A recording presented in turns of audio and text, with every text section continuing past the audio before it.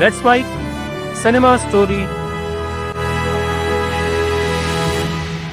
यार आज ना मैं तुमसे एक सवाल पूछती हूँ, अगर तुम्हारे पापा महेश भट्ट हो तो तुम्हें बॉलीवुड में लॉन्च कौन करेगा? जवाब सीधा है ना, खुद महेश भट्ट। लेकिन आलिया भट्ट के साथ ऐसा कुछ भी नहीं हुआ। एक बाप दो बेटियां, एक बेटी को वो खुद लॉन्च करते हैं, खुद डायरेक्टर बन जाते हैं, खुद कैमरा के पीछे खड़े होकर उसका पूरा साथ देते हैं। देखो, आप सब उस पर यह जताने की कोशिश मत करना कि तुमने मेरी वजह से बस छोड़ दी। मैं ये कहने की सोच ही रहा था। और दूसरी बेटी को उसे भेज देते हैं किसी और डायरेक्टर के पास। पूजा को महेश भट्ट ने खुद लॉन्च किया, खुद डायरेक्ट किया, कई फिल्म में साथ में काम किया। लेकिन आलिया का डेब्यू हुआ करण जौहर के साथ स्टूडेंट ऑफ द ईयर से।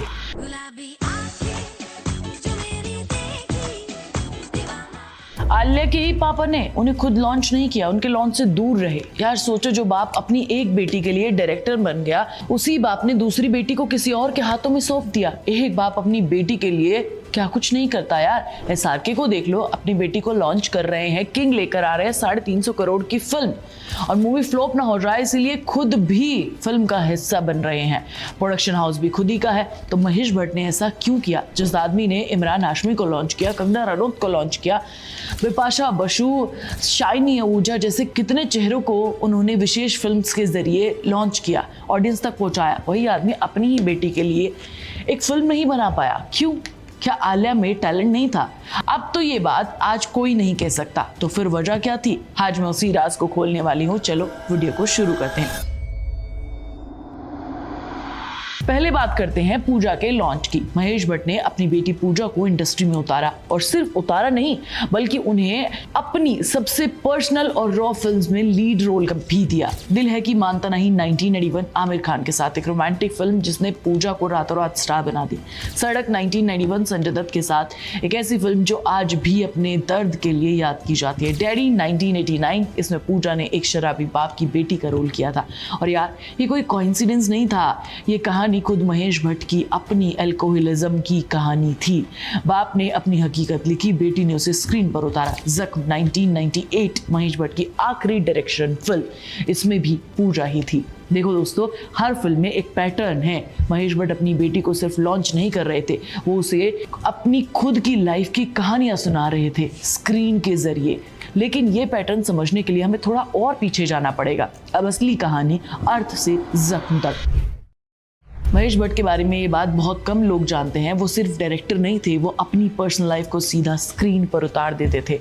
अर्थ 1982 परवीन बाबी के साथ उनकी फेल्ड अफेयर की कहानी, जो फिल्म में भी आदमी अपनी वाइफ को छोड़कर किसी और के पास चला जाता है, वो महेश भट्ट खुद थे। उन्होंने ये सच पब्लिकली भी कबूला है। डैडी 1989, जैसा मैंने बताया, उन्होंने अपनी अल्कोहलिज्म की कहानी जख्म में 1998 और उनकी माँ की कहानी, एक ऐसी माँ जो मुस्लिम थी और एक हिंदू मुस्लिम फैमिली की जद्दोजहद में थी। यार ध्यान से देखो, ये तीनों फिल्में एक अलग अलग दौर की हैं, एक अलग अलग कहानियाँ हैं, लेकिन एक चीज़ कॉमन है, हर फिल्म में खुद महेश भट्ट ने अपनी खुद की ज़िंदगी का एक टुकड़ा खोल कर रख दिया है। महेश भट्ट सिर्फ वही फिल्म बना सकते थे जो उनकी असली ज़िंदगी से निकली हो। जिस दिन उनकी पर्सनल लाइफ स्क्रीन पर दिखाने लायक नहीं रही, उन्होंने डायरेक्शन करना बंद कर दिया। जख्म के बाद उन्होंने 20 साल तक कोई फिल्म डायरेक्ट नहीं की और ऑफिशियली कोई भी रीजन क्लियर नहीं दिया कि ऐसा क्यों हुआ। लेकिन अगर उनके पूरे करियर का फॉर्मूला यही था कि सच बोलो, अपनी लाइफ स्क्रीन पर रखो, तो सवाल यह है कि अचानक क्या हुआ कि ये सब बंद करना पड़ा। अब आता है असली ट्विस्ट। महेश भट्ट की पर्सनल लाइफ में एक ऐसा दौर आया जब वो बहुत कॉम्प्लिकेटेड हो गया। पूजा उनकी पहली वाइफ से थी और आलिया उनकी दूसरी वाइफ सोनी से थी। दो बेटियां, दो अलग घर, दो अलग फैमिलीज। और इसी दौर में एक ऐसा मोमेंट आया जिसने स्क्रीन पर दिखा पाना नामुमकिन था। एक ऐसा सच जो इतना पर्सनल और इतना कॉम्प्लिकेटेड था कि उसे फिल्म की शक्ल देना पॉसिबल नहीं रहा। यार जो डायरेक्टर हमेशा अपनी हकीकत स्क्रीन पर लाता था, उसकी हकीकत अब इतनी उलझी हुई थी कि उसे कैमरा के सामने रखना खुद के लिए बहुत मुश्किल हो गया था। और शायद यही वजह हुई और कसम खाई कि वो डायरेक्ट नहीं करेंगे कोई भी मूवी। महेश भट्ट डायरेक्टर के तौर पर वहीं रुक गए, लेकिन उन्होंने फिल्में बनाना बंद नहीं किया। उन्होंने विशेष फिल्म्स के जरिए लगातार फिल्में प्रोड्यूस की, नए एक्टर्स को लॉन्च किया, नई एक्ट्रेसेस को मौका दिया, लेकिन खुद डायरेक्टर की कुर्सी पर कभी वापस नहीं आए। तो यही से मेरा सवाल शुरू होता है, अगर महेश भट्ट इतने लोगों को लॉन्च कर सकते हैं तो डायरेक्टर के तौर पर ही ना सही, प्रोड्यूसर के तौर पर ही क्यों नहीं आलिया को लॉन्च किया गया? क्यों किया गया अपनी ही बेटी के साथ इतनी ज़्यादा नाइंसाफ़ी। 2012 में आलिया फिल्मों में आने के लिए तैयार थी, लेकिन उनका डेब्यू करण जौहर के साथ स्टूडेंट ऑफ द ईयर से किया गया। उन्होंने अपने पापा के साथ अपना लॉन्च नहीं किया। महेश भट्ट चाहते तो विशेष फिल्म की एक और फिल्म बना सकते थे, जैसे उन्होंने इमरान हाशमी के लिए बनाई, जैसे कंगना रनौत के लिए बनाई, जैसे इतने नए चेहरों के लिए बनाई, लेकिन उन्होंने ऐसा नहीं किया। आलिया ने खुद एक इंटरव्यू में कहा कि मुझे होप है कि एक दिन पापा मुझे डायरेक्ट करेंगे। एक बेटी अपने पापा से रिक्वेस्ट कर रही है और वो उसे डायरेक्ट करे, ये चाह रही है, और पापा उस कुर्सी पर बैठना ही नहीं चाहते। यही सबसे बड़ा ट्विस्ट छुपा हुआ है।